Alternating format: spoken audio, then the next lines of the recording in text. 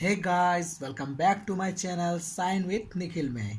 तो आप सबका स्वागत है मेरे यूट्यूब चैनल में। ठीक है, तो आज हम प्राचीन इतिहास का बौद्ध परंपरा के बारे में देखेंगे कि किस तरह से बौद्धिक परंपरा ने हमारे इतिहास लेखन में क्या योगदान दिया और क्या भूमिका रही।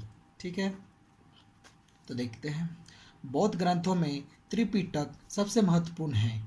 बुद्ध की मृत्यु के बाद उनकी शिक्षाओं को संकलित कर 3 भागों में बांटा गया। इन्हीं को त्रिपिटक कहते हैं।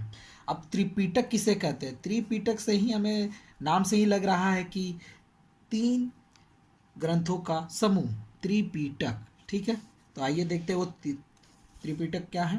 ये त्रिपिटक है विनय पिटक, सूत पिटक, अभिधम पिटक। क्या क्या है?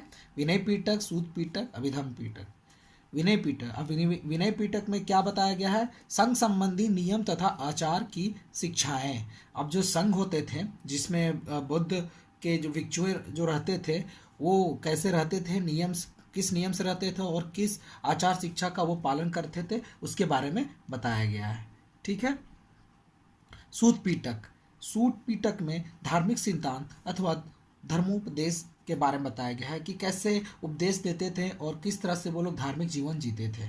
अब अभिधम पिटक, अभिधम पिटक में बताया गया है कि दार्शनिक सिद्धांत, अब बुद्ध जीवन में कैसे दार्शनिक सिद्धांत थे, उनका कैसे वो पालन करते थे, उनके बारे में बताया गया है। ठीक है। पाली भा इसके अतिरिक्त निकाय तथा जातक आदि से अभी हमें अनेकानेक ऐतिहासिक सामग्री उपलब्ध होती है। अब ये जो जातक निकाय और जातक कथाएं जो थे, ये निकाय और जातक ये भी दोनों बौद्ध ग्रंथों के नाम हैं जिससे हमें बहुत ही ऐतिहासिक जानकारी प्राप्त होती है। पाली भाषा में लिखे गए बौद्ध ग्रंथों को प्रथम शताब्दी ईसा पूर्व का माना जाता है। ये जो पाली है ये पाली भाषा है। ठीक है, जिससे बौद्ध ग्रंथों का निर्माण किया गया है। अब इससे क्वेश्चन बन सकता है ऑब्जेक्टिव में कि बौद्ध ग्रंथों को किस भाषा में लिखा गया था, तो उसमें ऑप्शन देगा पाली, प्राकृत या फिर ईरानी आदि। तो आपको पाली भाषा को टिक करना है। ठीक है। अभिधम पिटक में सर्वप्रथम संस्कृत भाषा का प्रयोग किया गया है। अब ये भी बहुत इंपॉर्टेंट है कि बाकी 2 ग्रंथों में विनय पिटक और सूत पिटक में पाली भाषा का प्रयोग किया गया था और अभिधम पिटक में आपका प्रयोग किया गया था संस्कृत भाषा का। ये बहुत इंपॉर्टेंट है। त्रिपिटकों की सबसे बड़ी विशेषता यह है कि ये बौद्ध संघों के संगठन का पूर्ण विवरण प्रस्तुत करते हैं। अब वो त्रिपिटकों का सबसे महत्वपूर्ण बात क्या है कि वो बौद्ध संगठनों के बारे में हमें जानकारी देती है। अब उस त्रिपिटक से ही हमें बौद्ध के बारे में जानकारी मिलती है। ठीक है।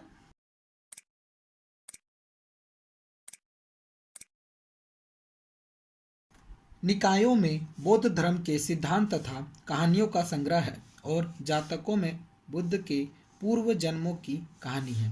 अब वो निकायों में क्या है? निकायों में बौद्ध धर्म के सिद्धांत के बारे में बताया गया है कि बौद्ध धर्म में कैसे कैसे सिद्धांत है जिससे वो कार्य करते थे, और जातकों में बुद्ध के पूर्ण जन्मों की कहानी है। और जातक कथाओं में बुद्ध की पहले की जानकारी है। ठीक है, पूछ सकता है ऐसे क्वेश्चन कि बुद्ध के बारे में किस ग्रंथ से हमें उसके जीवन के आगे के बारे में पता चलता है। ठीक है।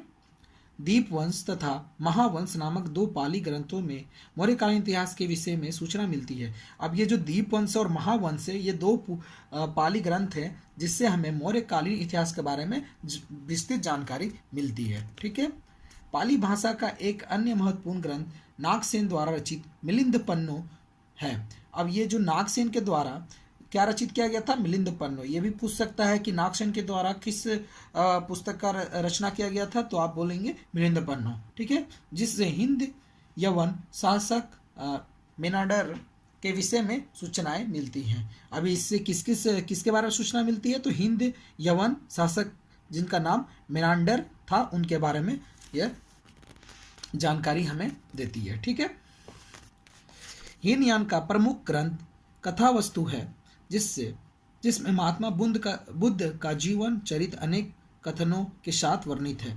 अब जो बुद्ध जो संघ थे वो 2 भागों में विभाजित हो गए थे, एक हीनयान और एक महायान। तो हीनयान का प्रमुख ग्रंथ क्या था? कथा वस्तु, जिससे महात्मा बुद्ध के जीवन चरित्र के बारे में हमें जानकारी मिलती थी। ठीक है।